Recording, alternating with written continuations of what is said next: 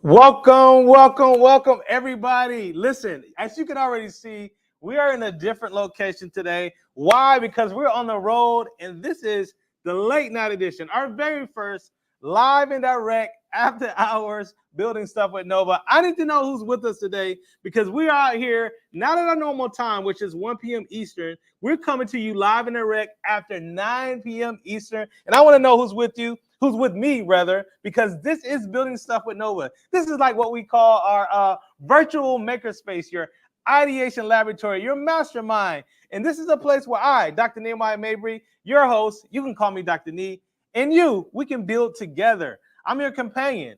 Today, I'm your late night hangout friend. And guess what? I brought company today, y'all. I brought company. I just need to let y'all know that we are live right now, not only on Twitch, but I want to give a special shout out to our YouTube family. That's right. We came to you once again on YouTube and Twitch for this special late night edition. We have a straightforward agenda for today. Let me see if I can get it on the screen. Our agenda involves a special guest. That's right. You heard me. Special guest from one of the Nova Building Stuff documentaries. For those who don't know, this project has been going on for a while called Building Stuff with Nova. But there is a companion series, y'all, of 3 documentaries all around the idea of also building stuff. And today we have a special guest who is featured in one of them, the series of one that's called Building Stuff Boosted. Yes, we're going to be bringing Krithika to the stream in just a little bit. But first, let me see who's with me. Who's with me? You all please do me a favor and drop some love in the chat. We got DuckTales, Nova Lake Night. Yes, we need a live band. Where the live band at? Hello, Pottery Barn. We see you. Shout out to Pottery Barn. Good to see you in the chat. If this is your first time, please let us know. Come off chat mute. As a matter of fact, even if you're a part of the regular building committee, I want to see you in the chat. If you don't know what to put, just type in exclamation points. Exclamation point. We're coming to you on the road. We are not in my normal studio, as you've already noticed and pointed out. We are actually in the DMV area. We're coming to you, not in North Carolina, but the DC, Maryland, Virginia area. And we are being faithful as we are coming to you live again. We were off yesterday, but here we go today. Now, I want to tell y'all who we have today. I'm going to get a quick introduction to who we have coming on today's stream. Krithika. Her name is Krithika. Krithika is a postdoc in a lab where they use motion capture to develop wearable tech and can either detect or rehabilitate sports injuries. Now, today, you're in for a treat because we're going to get an inside look at motion graphics work that she is doing in the lab at Stanford University. So I want you all to be ready for that. And not only that, y'all, but we actually have clips from the documentary that you're going to see, the brand new documentary that isn't set to launch or drop until next month. So you all are in for a treat. But before I get there, before I bring Krithika on the stream, I have a special announcement. Now, Nova, can you do me a favor and drop our survey link? We have a survey link that we've been asking everyone who's been participating, who's been coming, whether you're a seasoned or a regular viewer of Building Stuff with Nova, or this is your first time. We want to hear from you. We want to hear how you enjoy this informal engineering experience. There's a lot more to come on today's stream, but I want you to know about the survey. But not only do I want you to know about the survey, I actually have something pretty cool. For those who already filled out the survey, or for those who will just fill it out tonight, we have another level of feedback that we're opening up to a few people, and that is live Zoom interviews. This is the team wants us to know that we are eager to hear even more from you. And so if you sign up for a Zoom interview, you have an opportunity to get a $100 gift card. That's right. I said $100 gift card. We're not talking about virtual money. We're not talking about an emoji or an emote. We're talking about an actual $100 cash gift card.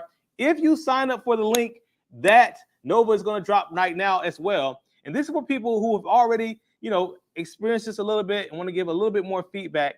This is your opportunity to get some, as DuckTales says, shmoney. Let's get some shmoney. All right. So I'm glad you're new.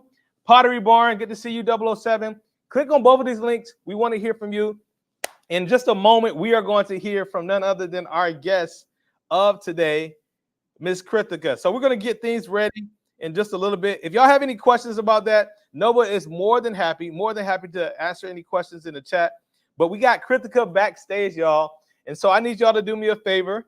I need you to get your hands, your virtual hands together, if you will. Drop some fire, drop some emotes, drop some love as we bring to the show our first late night edition of Building Stuff with Nova, none other than our guest, Miss Krithika. Krithika, how you doing?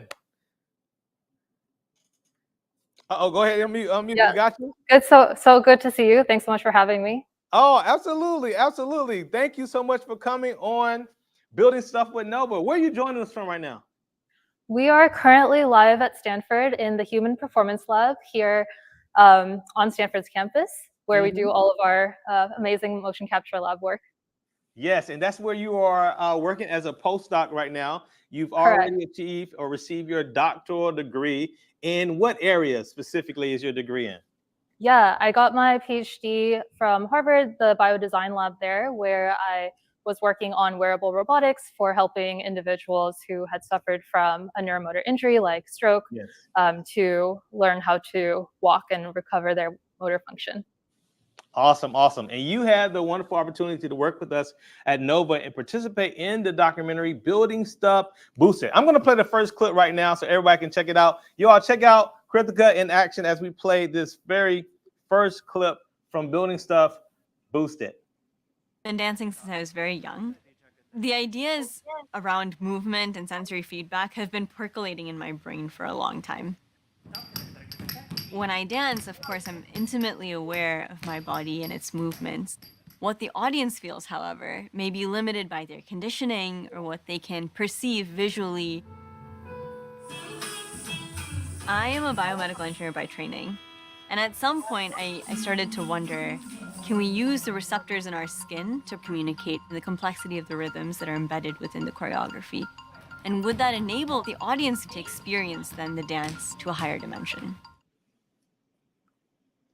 I love it. I love it. I love it. So here's what we have here today, everybody. We're going to get some live demos of a little bit of that. But before you do, you just said something that blew my mind. And by the way, you haven't seen that clip before, have you? No, that's new for me. Yeah. Okay.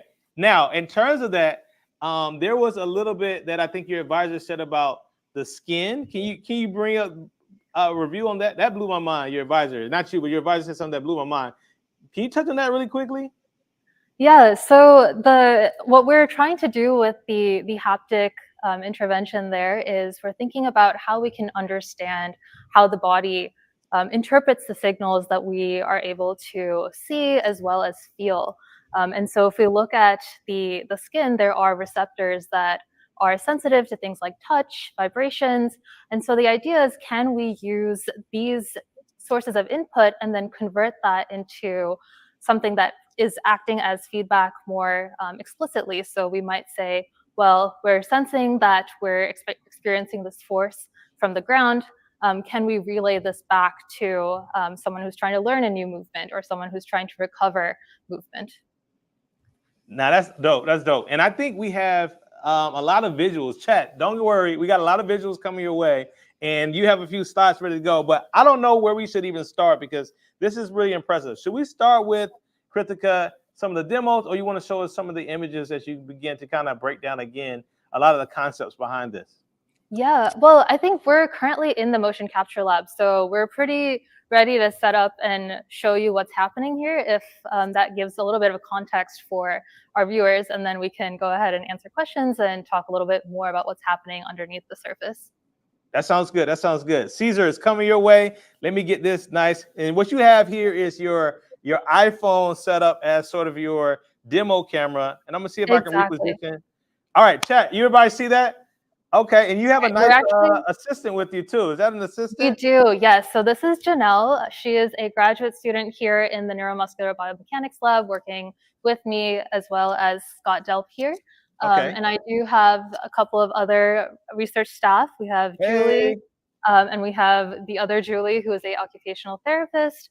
And Julie is actually going to be our videographer as I explain a little bit more about what's happening here. So you'll notice that Janelle has a lot of different markers placed on her body.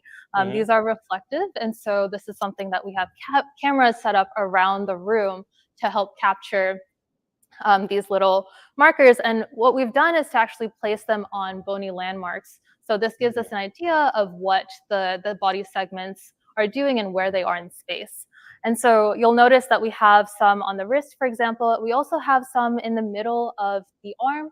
And so that's nice because we can then start to track the orientation of the segment. So that's trying to understand, are we facing this way, facing that way? Once we do this, and you'll notice behind us on the screen, you have a skeleton that represents her movement. And so what that is giving us is a full body representation of her motion. So Janelle, what I'll ask is if you can go ahead and give us a short segment of a dance move. And Janelle is a ballet dancer by training. Okay. And some contemporary training. And the other thing I'll point your attention to as she does this is there are force plates on the ground. And so what this gives us is a little bit more information on something that we can't see necessarily with our naked eye, but we're able to get a sense for what is that interaction between her body and the world around us. And so on the screen behind, you'll notice there's a 1, 2, and 3. There are some arrows that perhaps you're able to see in the video, and that represents the magnitude and direction of force. Thanks, Janelle. Yeah. First of all, that was great dancing. And can I just give a shout out to Janelle for the incredible display of artistry there? She can't hear me, but that was pretty dope. She can hear you, yes. Can you hear me? Oh, okay, awesome. Love it. Shout out to Kajo in the chat herself. Wow, this is cool, Future Doctor said. Everyone is really responding to this. Okay, awesome. So really quickly though, you said the thing on the ground. Can you recap that again? What are the tape on the ground for again? Yeah. So you'll notice there's a crosshairs looking orientation placed on the ground with the tape. That's really giving us the center of where our force plates are. So force plates are the force plates you can think of as a typical weighing scale, but much higher resolution as well as higher robustness. We're able to get measurements at very high frequencies, so up to 2,000 or more hertz. So that's 2,000 samples per second. And so what that allows us to really back calculate then is to say, well, we know this is how much force the person is generating. We see the movement. We can combine those things together with biomechanics knowledge to understand what's happening at each of the joints and say, well, here's what's happening at the knee, here's what's happening at the hip, and so on. Is this the same technology that they do in like video games and stuff too? Because I used to play a lot of basketball, like 2K and all that. Is that the same thing? It's the same thing, absolutely. Okay. Yeah, you'll notice this a lot in movies and other types of animation. Got it. Y'all drop some flames. I see some flames already came in earlier. Drop some exclamation points. All right, cool. Krithika, how and you can definitely feel free to drive in terms of where you want to show next. But I'm really curious about how you got attracted to this specifically. Yeah, I think I have been in this space for a while now, and there's been a lot of different points in my life that maybe brought me here. But what really stands out, I think I remember in middle school where I went to get a custom brace made. And at that point, to get this custom brace, I went to DC and they took a 3D body scan of the torso. And then right in the clinic in the back, they had a machine shop to create this personalized brace for scoliosis. And the cool thing about that was that you can really see the co-location of the medical field and the engineering field coming together to create this personalized technology. So I think that was maybe the first spark that showed you could use engineering as a tool to address clinical needs. And I think as we've been looking at the field, that's been growing in multiple facets of the multiple areas within the healthcare industry. Absolutely. Okay, cool. So let's continue to walk us through it. What else we got here? Yeah. So one of the other things that we see on the screen, which I will actually show you now, we're using, let's see, let me bring this back up. So the first thing I'll show you is actually the sensor that we're using to understand what's happening underneath the skin.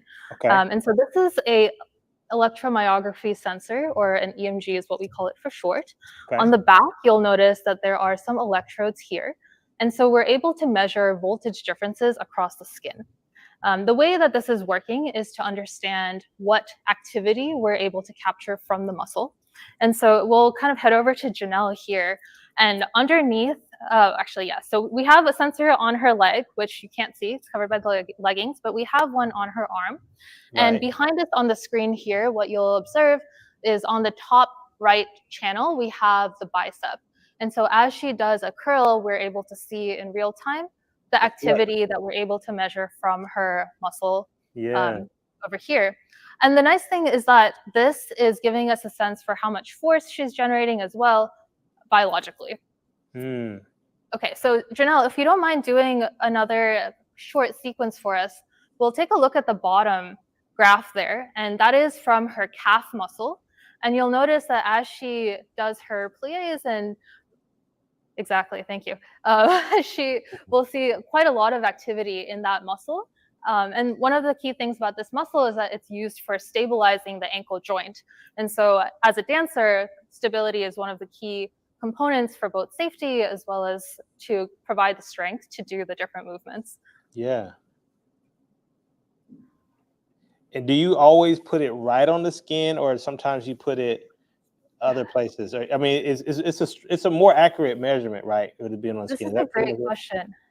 Yeah, so there are a couple of different ways that we can measure muscle activity. The most common one in our labs is to use surface EMG, which is placed on the skin. We try to place it over the muscle belly. So behind me, you'll notice there is this nice muscle skeletal system here. And we try to place it in the center. The idea is that the nervous system is sending signals to whichever muscle we're trying to activate. And then the muscle itself is going through the motor units within the muscle are contracting to generate forces. And so as they're contracting, we have these action potentials that we can measure. And so that's what the signal is that we're getting in real time. The other way that we could do this is to actually directly use fine wire EMG, which is tapping into a specific motor neuron. It's a little bit more invasive though. We'll actually stick a needle to the muscle, capture that signal. Wow. That sounds a little uncomfortable though, that part. Yeah. So we don't do it for that reason. And the other thing is that there's different types of crosstalk, different types of noise that you would have to deal with for the two types of sensors. And so we try to choose what is the most practical and the most comfortable. Got it. Chat, I hope you all are getting this. This is really interesting. I have another clip that I want to show from the documentary before, because I know that Krithika has a lot more to share, some more acronyms to drop on us in just a little bit. But if y'all have a question, feel free to drop it. Krithika, I have another clip that I'm going to go ahead and share from the documentary. And again, I want to say thank you to Nova, and shout out to the production company, Pella Productions, that helped put together this on behalf of Nova for GBH. But check out this next clip. I think you all are like this one. So as you flex the bicep, you can see in yellow the activation of that muscle. Yep. We have these reflective markers that we put on someone. We have them do a certain movement. We take that information, kind of convert that into body movement quantitative data. At the moment, we're using 2 different types of haptics on the phone. So we can set them at different intensities, different sharpness. We can also vary how long they are. We're able to then assign a haptic pattern or a vibration pattern to that move and have it happen at that time during the song or during the performance. They're under pressure to work out the kinks. They're giving a performance the next day, and they hope to work with the audience to test the system. Wow. Hey, so Krithika, with all this data, like two questions. One, how do you analyze it? This came from the chat. How do you analyze all this info? Like, what are you doing with it? It's a good question, and I think that's also one of the key questions that we ask within the research space is what do you do with this data so that it's actually meaningful? And so from a technical standpoint, you can see just from the signal itself, it's pretty noisy. And to extract something that's actually representative of what the muscle is doing, we typically will have a filtering process where we try to smooth out the information. We also need to normalize for different people. So for someone who has different strength, we might want to have something that is comparable across people. And the last thing is that these sensors are typically pretty sensitive to where they are placed. So let's say we put it on the center of the muscle as opposed to somewhere a little bit on the side. The readings that we get can be different. So there is a lot of work that goes into figuring out how do you process the data itself. Right. From there, there's the component of how do you analyze it and how do you get something that is meaningful. So a lot of times that we might look at the average value for a specific muscle over the course of a movement, but we might also care a little bit about these points that are, highly risky for athletes, for example. So when Janelle was jumping, perhaps that landing could have led to a injury if she weren't careful. And so we might try to pick out these peaks or specific high impact points to then say, all right, what is happening at the muscle level there? Yeah, and I think this is really good. You point this out because you're doing some very advanced, not just the concept, but very advanced like data science in a sense. Because you mentioned noisy and chat. I don't know if y'all know what you was talking about, but you mean like a lot of sometimes the sensor picks up like a lot of other stuff that has nothing to do with what you want to look at. And so when you say filtering, your job is to try to identify what in that waveform, what in that data is just extra stuff that you need to get out. So that at the end of the day, you're really looking at what the body is doing. Right, exactly. Right. Okay. Got you. Can this help with physical therapy? Good question, Pottery Barn. Can this help with physical therapy? Yeah, and I think that's a great question. It's also used a lot in physical therapy as biofeedback, for example. So you'll have people we'll have these EMGs on a person, which again is the muscle sensor. You can have it on a screen and people can try to either increase their strength. We use it for things like coordination. So for example, when you're walking, we want muscles to fire at the right times. And it also comes back a little bit to the idea of spasticity, where if muscles are firing incorrectly and then locking out the joint, then people are unable to move. And so these are ways that we can use muscle information, but also movement information in the physical therapy space. That's a really good question. Party thanks for that question. OpenCap. Can you tell us a little bit about that? Yeah. So I think so far we've been looking a lot at sensors that typically stay within the lab. The latest muscle sensors that we talked about have a little bit of room to leave the lab, but and can be integrated into other wearables, but we haven't really seen that too much. Yeah. But I think there is this idea of, well, we want these tools to be accessible to our end users. We want these tools to be accessible by a large number of users as well as over long periods of time. And so in order to enable that, we've seen a shift in the field overall to try and capture movement in new ways. And one of the things that has been developed by the lab that I'm in now is called OpenCap. And so the way that this works is to have two smartphone cameras, identify what the person is doing from that, and then go through a biomechanics pipeline. So we actually have it set up here. So I can show you very quickly.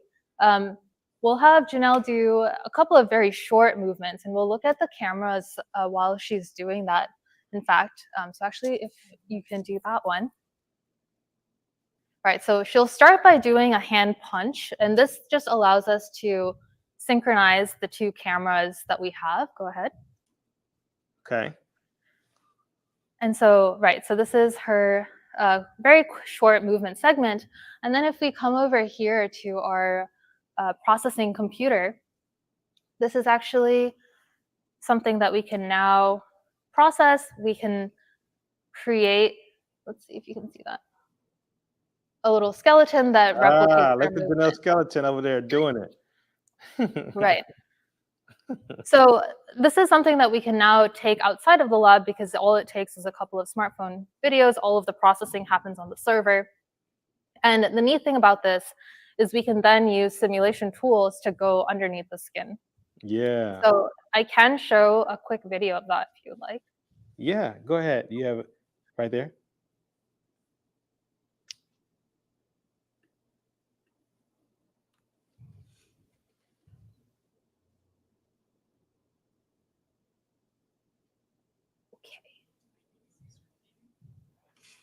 Okay, we're gonna see.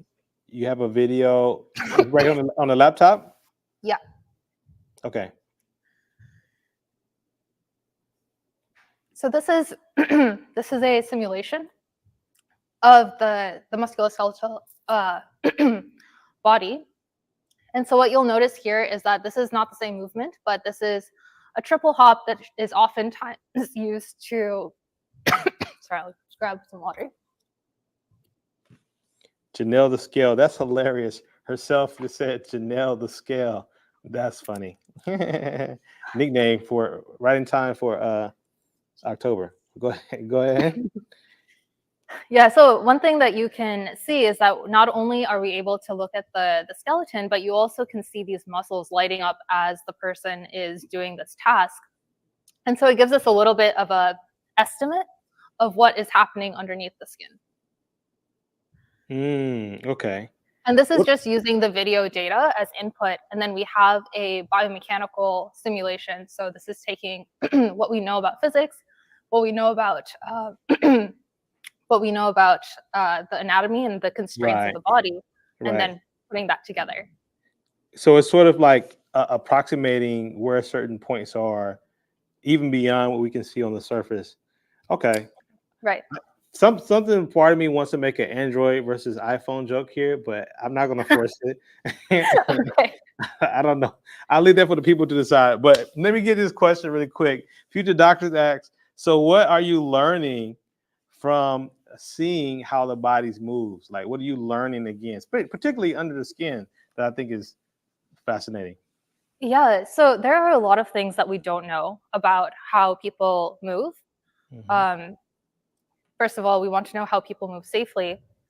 And we have kind of this two ends of the spectrum, right? We have these elite performers who are able to do these things that we would otherwise deem impossible. So we look at the Olympic athletes, and it's just kind of incredible what the body can do. And on the other end, you have individuals who have had these neuromotor injuries or musculoskeletal injuries, and what we might consider, what we often take for granted, something like walking or going from sitting to standing, becomes a lot more cumbersome. And so the question is, can we understand what are the coordination patterns that are required to generate a certain type of movement? Can we provide assistance in different ways? Can we give feedback to them either through, verbal feedback, or maybe we give them feedback through a device? So I think I mentioned to you my PhD work was a little bit on wearable robotics, or a lot on wearable robotics. And the idea there is, well, if someone has some level of impairment, what types of assistance can we give them that will enable them to either complete the movement or also recover their own function as they train their body back to normal ability levels? Yeah. This is great. Really good question. Good question. So let me ask you, or let me tell chat this really quickly. We have more. Wait, there's more. In a little bit, Krithika, we're going to go ahead and allow people to see what else you can show us there in your lab. But I just want to take a quick moment to remind everybody, as you saw already, drop it in the chat. We have, particularly on Twitch, we're reminding you of the survey that we want you all to take, whether you are a regular viewer or this is your first time. Please let us know about your experience. But also, we have $100 in gift card, $100 gift card that we want to provide people who are willing to be a Zoom interviewee, right? You can come on, tell us about how you like building stuff with Nova. Again, just reminding everybody who's watching this for the first time, we normally do this in the afternoon. This is our special nighttime evening streams. But anyway, the goal is to try to examine informal learning about STEM, about engineering. This is supported by the National Science Foundation, and we want to get feedback, not only for NSF, but for Nova, so that we can continue to do this type of non-traditional, educational, and engaging program. So look at the chat. I'm going to ask Nova to go ahead and drop the link for the interviews, to sign up for the interviews, so that you all have an opportunity to say, hey, here's what I enjoyed, here's how it was, and here is your $100 gift card. All right, so if that sounds good, click on the chat. I'm going to come back to Krithika. I think we have something else queued up here in a second. Krithika, you got another demo for us? Sure, yeah. So I think there are a couple of things we can do. We can either talk about, I can show you a little bit of the wearable devices that we have used for assisting individuals. I can Yeah. also show you IMU-based motion capture, another tool that we use to take these systems out of the lab. Maybe Yeah, I'll let's see the start wearable. with, Can we see the wearables? yeah, let's do that first. I think that makes Okay, sense. cool. Okay.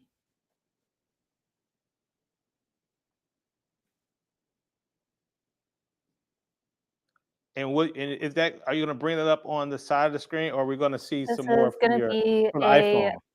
Oh, this there we is going go. to be, yes. So this is what we call a soft exosuit. This is something, if you're, the typical analogy that we use is a combination between Iron Man, so this exoskeleton that can Right. augment what people do, as well as Baymax, so soft and compliant, comfortable and safe. That's the idea behind this tool. And you'll notice before I press play, there are these two cables that are spanning the joint. So the idea here is that we are being able to apply a force in parallel with the biological muscles. So you'll imagine the calf muscle and the antagonist of the calf muscle. So that's on the front side of the shin. Yeah. And by pulling these in succession or in a coordinated fashion, we can help the person either push off the ground to walk faster or pull up the foot to prevent them from tripping. And so now I'm going to play this. This is at half speed. Hopefully this is playing okay. And you'll notice that the back is pulling right as the person is ready to push off the ground. And then as the person brings their foot off the ground, we pull on the front so that they don't trip. And so this is with an able-bodied individual, but we've seen that for people who have had a stroke, for example, this is an individual walking without any device, and with the device, they are able to walk a lot faster, which is really encouraging for helping people regain some motor function. Got you. No, that's really cool. That's really, really cool. I want to actually, oh, you have something else. Go ahead. No, you feel free to ask a question. I'm happy to answer a question. So what it's the goal of something like this to be able to model it, then you can kind of work with people who are more in the sort of, in other fields to be able to treat it, or is some of this like corrective in a sense? Yeah, actually that leads in great to the next video I was going to show. So okay, got it. The idea behind the first system that I showed you, which is the same system as here, but the first intervention that I showed you is that we are trying to augment what the user can do. We're trying to work in synchronization with that person in a way that elevates the amount of force that they're able to generate towards moving forward. And so the idea here is that we are trying to model to some extent what the user is trying to do and help them. Okay. But on the other hand, you might reasonably think, well, we can use these systems to not just assist for what their daily lives require, but also to try to promote recovery. And so the other thing that we did here is to say, well, what if we did the exact opposite, where we try to make it harder for the person to walk while wearing the device, and then once we remove the device, they're able to walk more effectively. And so here we're actually applying a force on the opposite side to oppose what the person is doing, just so that when we are having them walk without the device or without the force, we're able to see that their muscles are activating in a more naturalistic pattern. It's like a form of resistance training, right? Exactly. Okay, So it is targeted resistance training. Targeted resistance. This is brilliant. I love it. And I think the last thing I just want to mention really quickly is that we are seeing that these devices are able to now leave the lab with the types of tools that I can show right after this, which is to say we can use inertial measurement units or IMUs that are fully portable devices and are integrated into these systems. And so this is a next generation version of that device developed again by the Harvard Biodesign Lab, where you can see the individual is someone who has survived a stroke. It's a little bit sleeker, but he's able to use this device to help him ambulate in his natural environments. Yeah. Wow. Okay. Oh, okay. We lost it. Let me ask you, here's a question. Shout out to everybody on YouTube. Again, appreciate you all questions. One question is, are you isolating specific muscles or muscle groups? And then another part of that question, and again, we see you were Simrat. How is this technology different from the kinematic data capture in the analysis? Like, what are you getting different? there. Yeah. And I assume this is in the context of the wearable systems, Yes, the wearable perhaps? systems. I'm assuming. Yeah, Yes. And that's actually a great observation because we are able to use these wearable systems to also get kinematic information. So that is how people are moving. But one of the key differences here is that we are applying a force. So we are changing the dynamics of the individual, meaning that we're able to change the torques or the powers that are at each of the joints by adding on to the biological torque with the mechanical torques of the Okay. device. And to the question of the muscles versus muscle groups, that's also a really good question. And different muscles have different properties. With the sensing tools that we have, some of them are able to capture more specific muscle groups. Some of them are more at the muscle group level. Right. For the devices that we are working with here, a lot of them are working at the joint level, so that's more at the muscle group level. Got it. Got it. That's a really good question. Really good question. Keep you all's question coming. Let me see if I can ask you one more. And then guess what? I have one more clip for you, Krithika. I got one more clip for you. Okay. I know you haven't seen much of the documentary. And again, we are really hoping that everyone is seeing these teasers, seeing these clips, and that you will remember when they drop next month, November. We're going to do it the week of November 13th, the first one, the week of November 20th. I think that's a Wednesday as well. I know because it's somebody's birthday that is special to me. In fact, it is me. But then the third one is going to drop on the week of November 27th. And yeah, we're just trying to tease that out. But let me see if I got one more question coming in. Someone says, Tiger said, I'm old, I need the exoskeleton. I see you, Tiger. Also a very popular application. Very, very, very, yes. That's right. Herself made a comment about my birthday. All right, check this out. Here we got one more. We got one more clip, and maybe this will spark some other cool stuff you can show us for the remainder of the stream. Check this out. In typical arm motion, the bicep contracts to bend the arm at the elbow, while the tricep relaxes, and the tricep contracts to straighten the arm, while the bicep relaxes. The device that they're building is designed to pick up activation of one muscle and then mechanically tell the opposite muscle to relax. In a patient with spasticity, for example, there's co-contraction. So as your bicep contracts, your tricep is also contracting, and that causes that movement to be rigid. The hope is that vibration reduces unwanted muscle activation so they can use vibrations in their device to relax the targeted muscles. If they can demonstrate that, then eventually they plan to build a device that will detect activation in one muscle and determine which other muscle to deactivate. Begin. Boosting flexibility 2. and restoring motion. Man, Krithika, this is, and shout out to the advisor, because we already know that like this work is a part of an entire research program, but you're using vibration to get, or maybe you can explain a little bit more, but I see vibrations being used to like relax certain muscles and get other muscles to stimulate. Can you talk a little bit about that? Yeah, so I will say that this part of the project was led by Patrick that you see in the video clip Shout out to here and Patrick. others. So I would not call myself an expert here, but I can still explain kind of high level what is happening.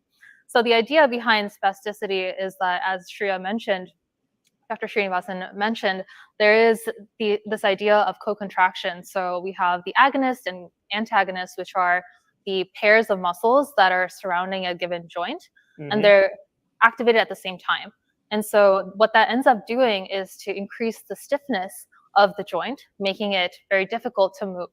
And we see this actually happening in a really wide range of conditions, multiple sclerosis, people who have had a stroke, cerebral palsy, spinal cord injury, and others. And so there's really this area for high impact. And the idea that we're thinking about here is that by using vibration stimuli, we can then influence the reflex pathways that are embedded in the local feedback pathways, essentially, for the muscle to help kick it out of that spastic state. And there is some literature to suggest that there is promise in this direction, but there is a lot to be understood in terms of what are the parameters of the device that are important. So vibration amplitude, frequency, location, and so forth. Man, this is crazy. Yeah. That's what we love to see. Rimsarad says, can't wait to see this. Can't wait to get together. Can we get back together and discuss? We see your note. Nova also sees your note as well. Krithika, I don't know if you can see the chat, but like everyone is really engaged. Everyone's loving it. DuckTales, shout out to DuckTales on Twitch. Really enjoying this. I'm really wondering if we can see any more of the motion capture stuff before we go. Like, We can see, yeah, definitely. We have one more thing to show you, and it's kind of related to the last piece that you just showed. And so the idea is thinking about, we don't have a vibration module here with us, but what we have is another very common wearable. So this is called an IMU. I think I might have mentioned it before. Can't really quite tell what's inside here because it's a commercial device. But what we have is a gyroscope, which gives us rotational velocity, and rotational velocity meaning how your joint angle is changing over time, and the accelerometer. So that gives us the acceleration of the segment that it's placed on. And the nice thing about these devices is that they are truly 100% wearable. And so unlike the OpenCap where we need to have a capture volume with the camera set up, in this case, we can have people go on a marathon run with these devices. And so Janelle actually has a couple on her. And so what we will do is you'll see that she has a couple, one on her shank and one on her arm. Yeah. And let's see, we have our system connecting to that. And so what I want to alert you to is that that type of form factor is really what we're thinking about with a vibration system as well, where we can both capture EMG, which is the muscle activity and the motion of an individual. What do you mean by form factor? Can you explain what that means? Yeah, of course. So the form factor, meaning the actual design of a device, we would love for it to be a simple band that someone could wear that is integrated into clothing or perhaps similar to a watch and located at the joint or at the segment where the individual experiences the spasticity. And so for her, it's the orange bands that we see on her. And so as she's moving her arm as well as her leg, you'll notice that we can see this is currently plotting the gyroscope data, the rotational velocity. Right. And we can see as she makes her movements, we observe the signal change. Yeah. And so we can, thanks, Janelle.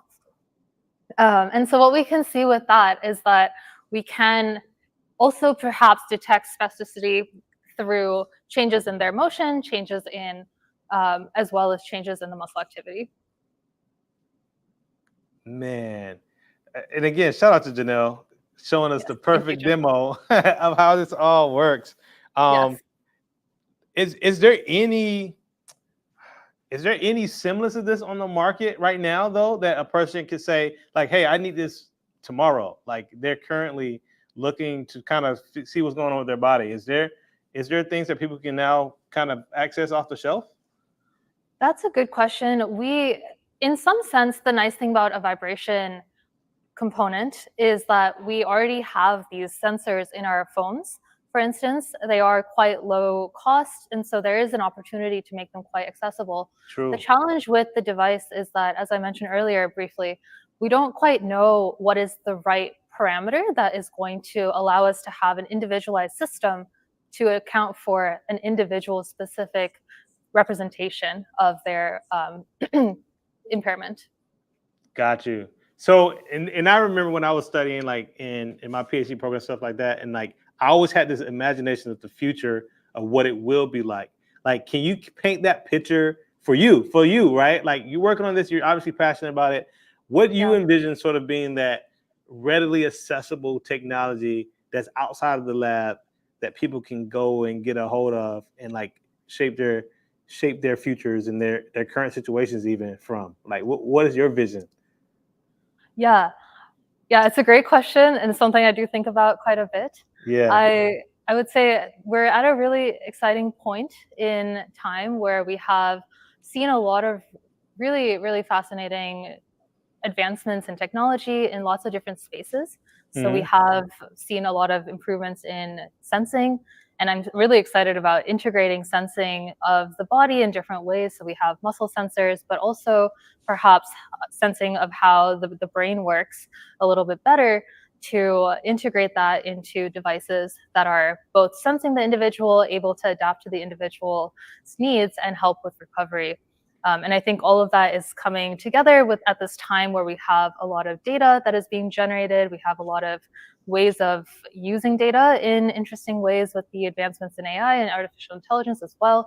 So I see the combination of different technological advancements along with the combination of expertise when it comes to these types of spaces. You have clinicians working together with the end users and engineers. All of that really brings a very exciting future ahead of us, I think.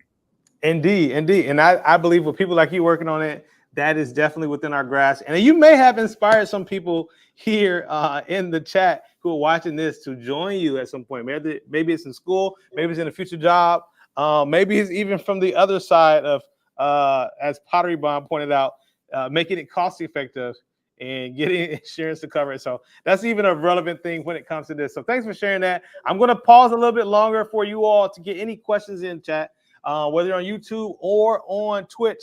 But I want to really quickly go ahead and take a moment to share with you all what we have coming up the rest of the week. We are not done. This was our first evening stream. We're going to do another evening stream tomorrow.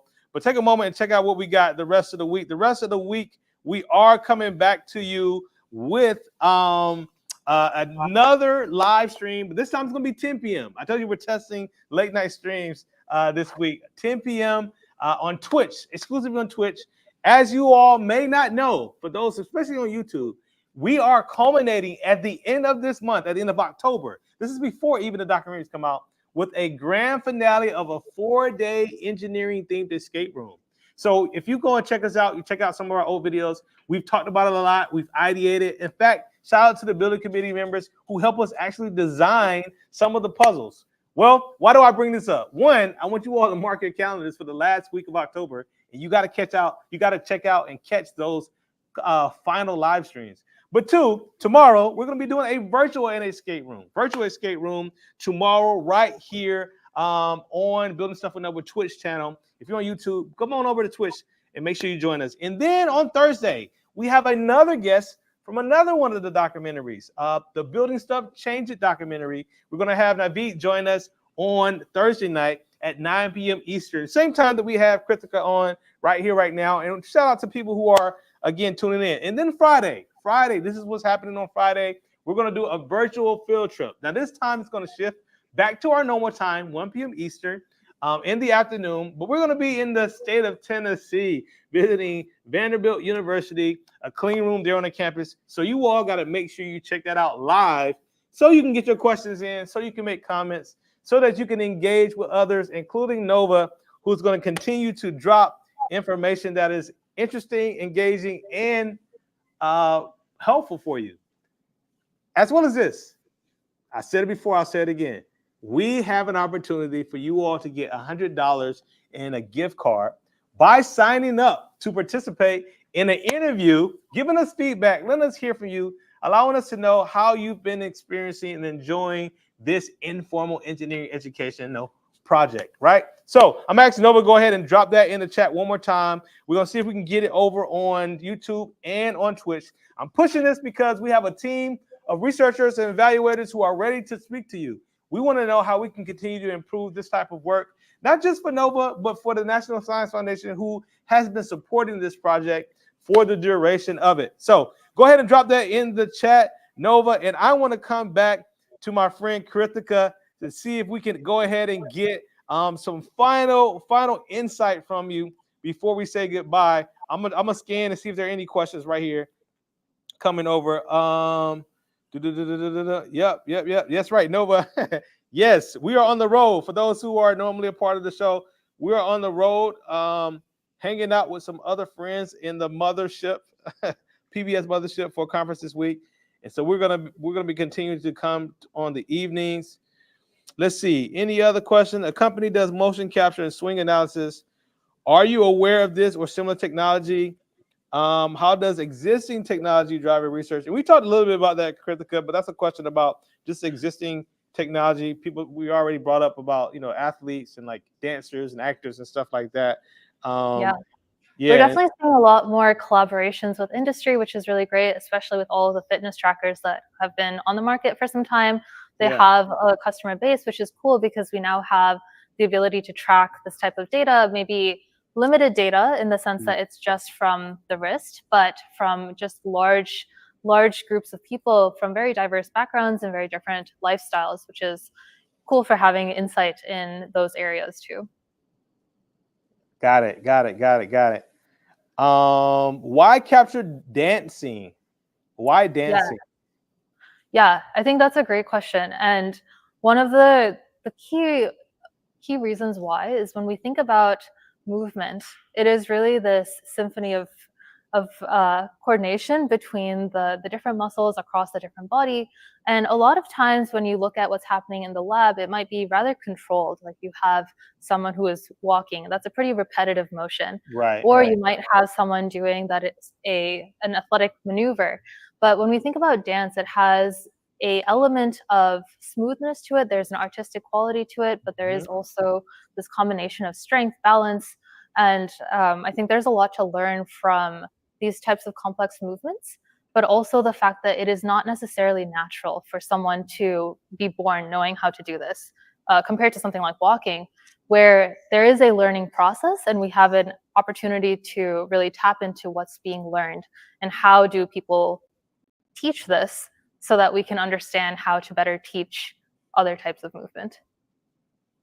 Yeah. I had to show the clips again.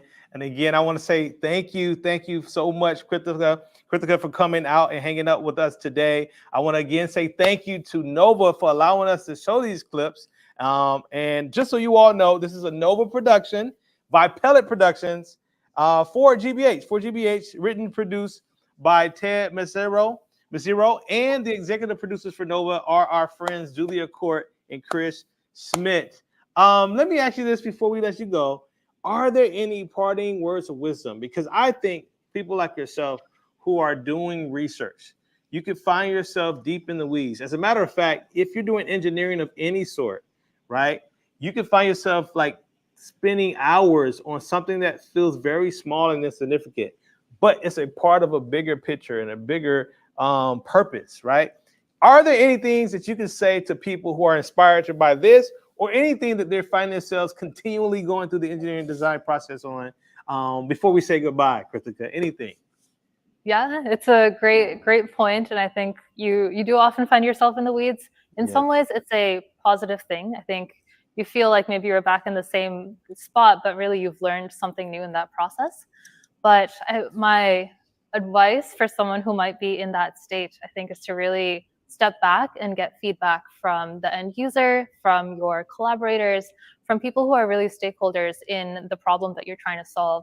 And I think oftentimes having a new perspective can bring a new solution as well. There you have it, friends. There you have it, building committee. There you have it, Krithika. Thank you so much for the time you spent this evening on Building Stuff with Nova. You're again our very first late night guest, and you came with all the demos and all of the energy and all the presentations. Somebody already said in the chat, you're a great speaker. So thank you so much for taking the time to join us on Building Stuff with Nova. Thank you for having me. Absolutely. Friends and family, make sure you mark down on your calendars the finale that's taking place at the end of the month. Make sure you mark on your calendars these amazing documentaries are going to launch starting November 13th. 3-part documentary series, and make sure you mark on your calendars that we are coming to you live tomorrow once again, but this time at 10 p.m. Eastern on Twitch as we go through a virtual escape room. Hope you all doing well. Thank you for saying all the love in the chat. We really appreciate you all hanging out with us today, but you all take care. Again, thank you to all of the funders and the sponsors and everybody that has anything to do with what we're doing here at Nova and Building Stuff with Nova. And until next time, I hope that you all, of course, keep building. Take care. Peace.